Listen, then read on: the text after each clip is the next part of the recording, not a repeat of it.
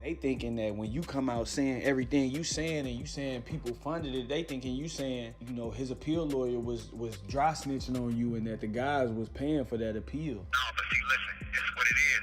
The appeal is not whatever the law. It's not what was said on the appeal. It's what was said at trial. Yeah. Exactly. Whatever my lawyer say on the appeal doesn't hurt him, or whatever his lawyer say on the appeal doesn't hurt me because it's not in front of a jury. Right. Basically, what the appeal for is what happened at trial court. Whatever they argue on the appeal, they can't hold that against me or they can't hold that against him.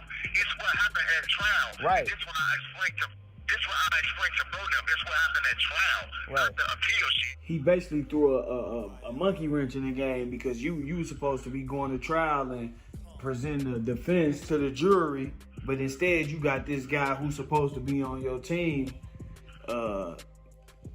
subliminally suggesting and implying to the people that you are the person who committed the crime.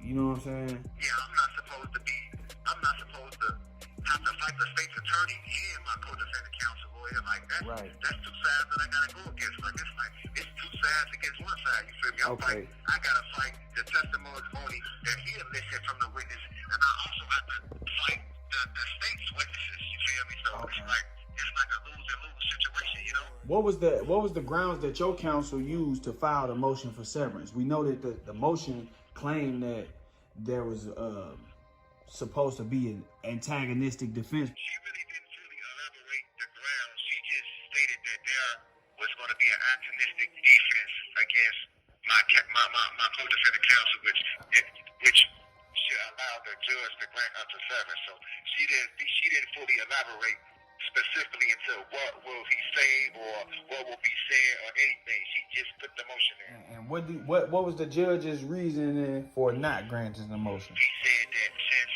there's no statements between me and Clint Massey, that there will not be no need to sever the case.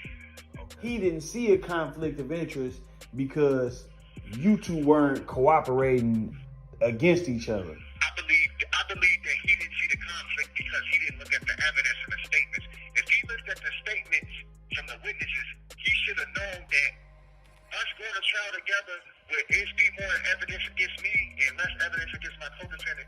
As an experienced judge, he should have known that it would be a conflict of interest because it's certain evidence that does not go against me and it's certain evidence that's not go against him. And there's certain things that were said about me that was different from things that were said about him, which will involve it's a win for the state, it's a lose for both of us. Right. It's like putting two things that don't match, gasoline and fire.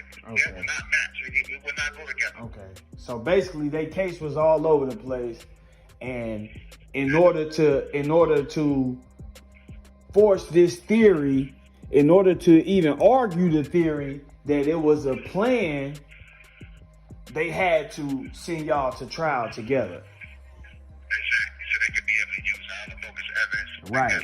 Okay. Come out to the bogus story that they offered that trial. And also, another crucial part of my case that I would like to point out that happened in my direct appeal was that the judge stated that they could be seen that it was a muzzle flash coming from my hand. And they also believed the state's attorney, when the state's attorney said that we could have passed the weapon, I could have passed the weapon to my co-defendant, or my co-defendant could have passed the weapon to me. Well, if you can see a muzzle flash coming from my hand, then it's common sense that you will see if a weapon was passed or not. But that's not the fact. The fact is, if the state's arguing that a weapon could have been passed, it has to be a witness that states that they passed the weapon. There was no witness that states that they could pass the weapon.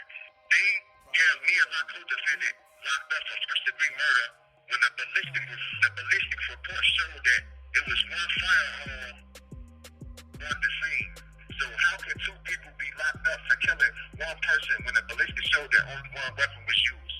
So I believe that this case is bogus, and I just want to shed light to it so that the world and the whole world can see that there's no justice being brought to me and my co-defendant, and we demand justice and we demand